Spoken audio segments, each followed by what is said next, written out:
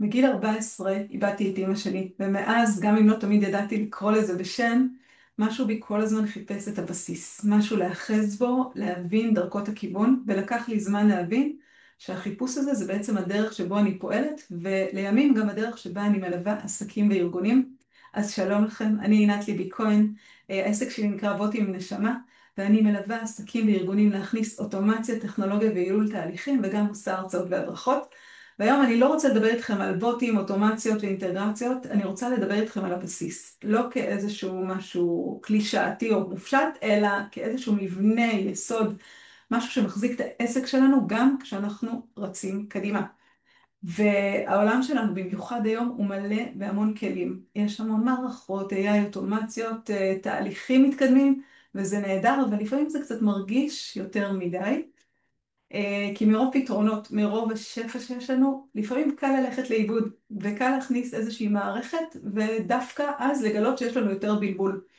וכאן נכנסת השאלה האמיתית, מה הבסיס שלכם? מה מחזיק את העסק שלכם מעבר לכלים, איזה עקרונות, איזה סדר פנימי, איזו דרך עבודה? וכשמגיעים אליי לקוחות, הם הרבה פעמים לא מחפשים רק את הטכנולוגיה, הם מחפשים גם איזושהי בהירות, הם רוצים, מרגישים את העומס, את החוסר דיוק, והם רוצים לחזור לאיזושהי תחושה של סדר, של שליטה, וזה לא מתחיל ממערכת, זה מתחיל מהבסיס. ואיך בעצם אני עושה את זה בפועל מול לקוחות, איך ניגשים לבסיס הזה? אני עובדת עם תהליך של 4 שלבים. השלב הראשון זה חקירה וחזרה לבסיס, ואני קוראת לזה הבמבוק שמתחת לפני השטח. כאן הכל מתחיל. אני לא נכנסת קודם כל לפתרונות, אלא קודם כל שואלת שאלות. מה יש לנו בעסק? מה חסר לנו? מה באמת חשוב לכם? למה אתם עושים את הדברים בדרך מסוימת?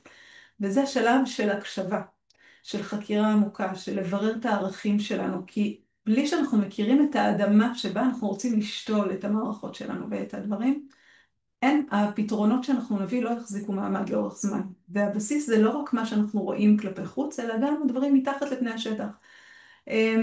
השיחות, ההקלטות, ההחלטות שאנחנו עושים, האנרגיה שאנחנו מעבירים. אז זה השלב הראשון. אחרי שעשינו את השלב הזה והצפנו את הדברים, השלב הבא שיש לנו זה סדר וארגון. אנחנו יוצרים עכשיו מפה.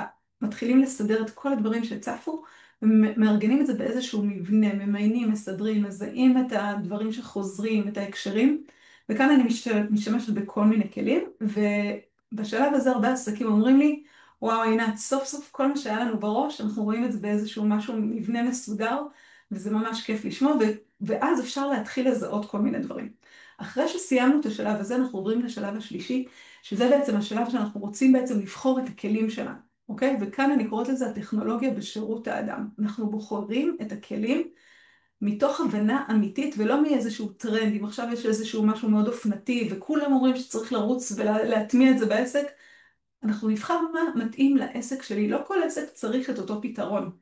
כי הכלי שאנחנו נבחר זה לפי המהות, בגלל זה עשינו את שני השלבים הראשונים, להתחבר לבסיס, ואז מתוך זה לצמוח. כי הטכנולוגיה טובה היא זרוע שמבצעת, והמהות זה מה שמובילה, לא טכנולוגיה. והשלב הרביעי, אחרי שבחרנו את הכלים, אחרי שעברנו לבסיס, מיפינו את הכל, אז אנחנו פועלים מתוך נוכחות, ואני קוראת לזה יצירה מחוברת. אנחנו יוצאים עכשיו לפעולה, מטמיעים את המערכות, בוחרים את הכלים לשיווק, וזה מגיע מתוך שקט ומתוך בהירות, כי אנחנו כבר יודעים מה חשוב לנו באמת. כי כשיש לנו חיבור למהות, אנחנו יכולים לפעול בצורה אחרת. ואני לא באה בעצם לעזור לכם לבנות רק אוטומציה, אני באה לעזור לכם להיזכר מי אתם קודם כל, ואז לבנות את הדברים כמו שצריך. ובעצם, אם אתם מרגישים קצת מוצפים, מרוב שיש הרבה כלים, שיטות, פלטפורמות, אולי אתם לא צריכים עוד פתרון, אולי אתם צריכים רגע לעצור ולשאול מה הבסיס שאליו אתם רוצים לחזור.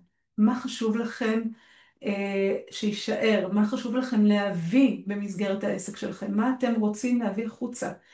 כי ברגע שאנחנו מבינים את זה, שם מתחילה הדבר הזה שאני קוראת לו טכנולוגיה שמחברת, שאפרופו יש לי גם פודקאסט שנקרא טכנולוגיה מחברת, וזה לא רק טכנולוגיה שהיא באה לשפר את הביצועים, לייעל, אלא זו טכנולוגיה שגם שומרת על האנושיות שלנו, שהיא מאפשרת לנו לצמוח עם זה שאנחנו מחוברים למהות שלנו אמיתית.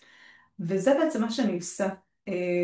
אני באתי את אמא שלי וחיפשתי את הבסיס, וככה אני תמיד יוצאת מהבסיס בכל תהליך שאני מלווה, וכשאנחנו חוזרים לבסיס, הכל אפשרי, וככה אני מאחלת לכם שתחזרו לבסיס ותיזכרו בני אתם ותצאו משם.